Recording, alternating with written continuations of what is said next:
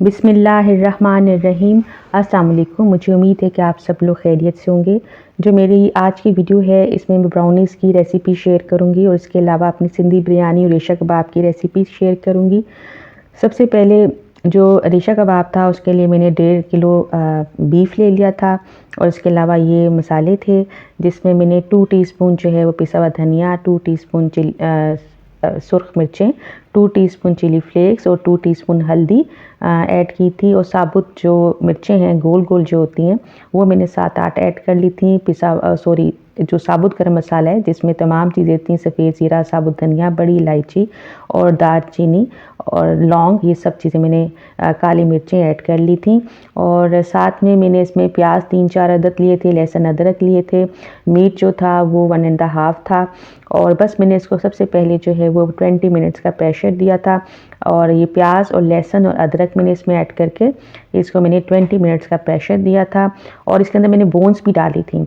Bones पे मैंने इस टाइम पर अलग कर ली थी। आफ्टर द 20 मिनट्स सारे मसाले डालने के बाद 20 मिनट्स का प्रेशर देने के बाद मैंने इसमें से बोन्स निकाल ली थी और ये काफ़ी टेंडर हो गया था।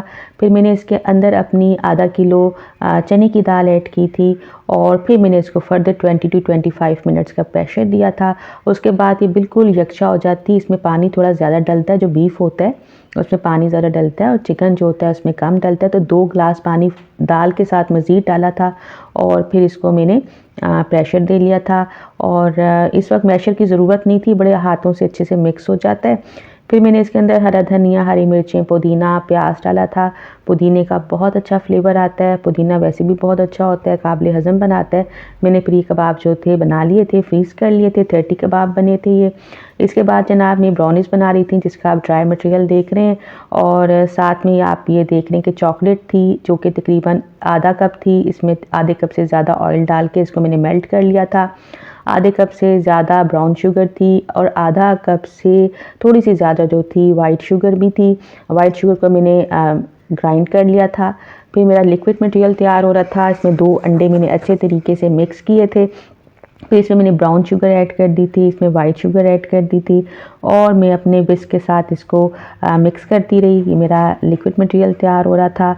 जो मेरी चॉकलेट थी ऑयल के साथ ये भी मेल्ट हो गई थी।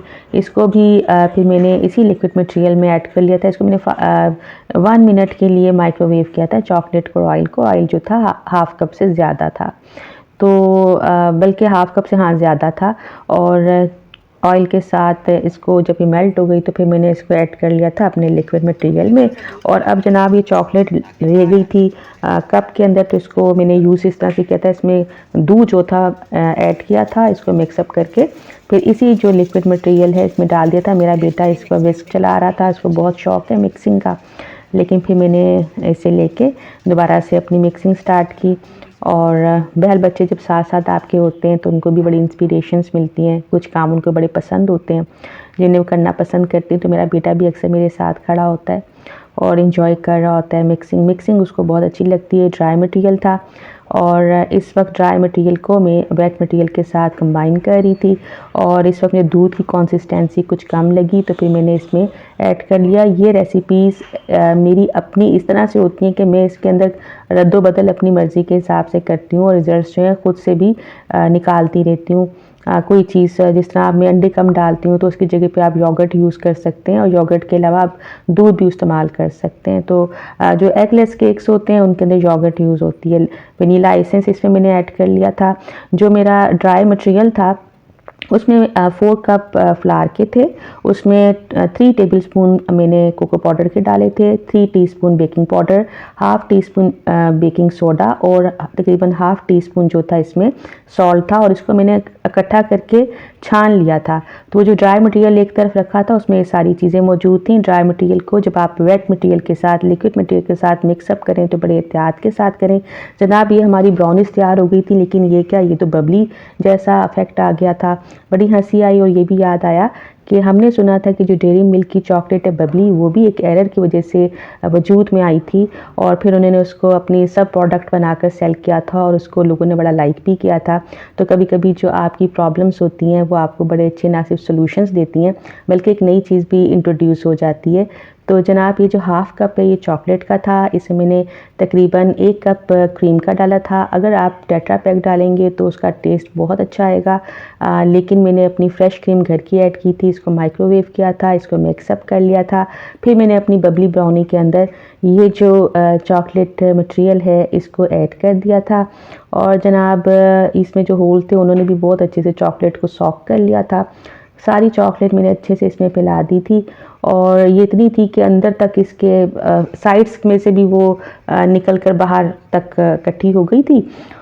तो जनाब ये मैंने चंद घंटों के लिए फ्रिज में रखा तो ये बहुत अच्छे से सेटल हो गया था, और बल्कि इससे कम टाइम पर भी ये सेटल हो जाएगा।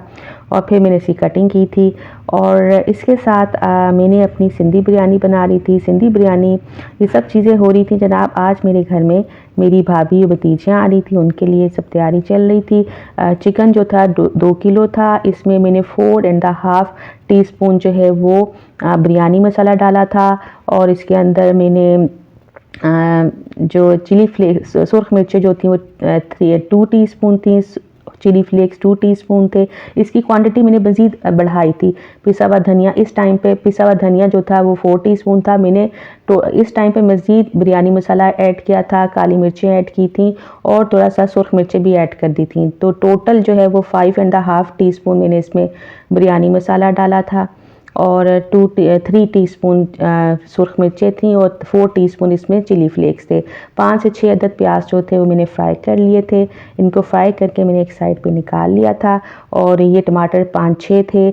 आलू जो थे वो भी 4-5 आलू थे जो कि बड़े बड़े साइज़ के थे। फिर मैंने चिकन को मसाले में से निकाल के रखा था। सारा मसाला इकट्ठे नहीं डाला था, तो चिकन ज़रा रोस्ट सा हो गया तो फिर सारा मसाला डाला था, जो कि बोल के अंदर सारा मटेरियल मैंने इकट्ठा कर दिया था, उसकी बात कर रही हूँ। देन मैंने फिर इसमें जो आलू थे वो स्टेज पर डाल लिए थे।